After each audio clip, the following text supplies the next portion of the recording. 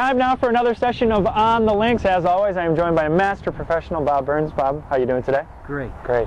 Well, I have a tendency to hit it fat, hit it thin. You've seen my swing. It's not very pretty. What am I doing wrong? Well, in your case, hitting thin, hitting behind the ball, hitting out to the right with your longer clubs is caused by what you're doing is we call a reverse pivot. Okay. When a person dips their shoulders going back more this way instead of coiling, they leave a lot of their weight on the left. And for the most part, when you're taking the club back, so you're forward of the ball, so when you come down, you're bound to hit the ball with a very steep angle of attack. Chris and I will demonstrate what the reverse pivot looks like and how to turn correctly, because your turn should be more rotational. When a person makes a reverse pivot, they're actually dipping their shoulders.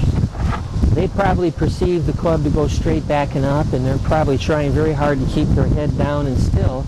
They don't realize that in the backswing that your head does float and it does move as you swing the club back. When Chris is setting up here, his right shoulder's on the ball. When he coils his upper torso, his left shoulder will be on the ball. The turn is rotational.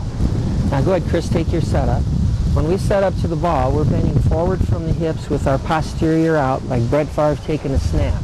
When he coils his upper torso, the numbers on his Packer jersey are facing the target. When he swings through, the numbers on his Packer jersey are facing the target. So Bob, I guess the next question is, how often should people be practicing these techniques that you just showed us?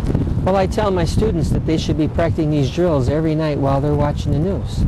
And if they do those over and over, they'll be thinking about a good swing while they're sleeping. And if you work on those drills, it'll become habitual. And next time, what are we going to be talking about? Working on putting. Working on putting. All right, Chris, good to see you again. Bob, thanks again as always. Thanks for coming out. All right, and until next time, we hope to see you on the links.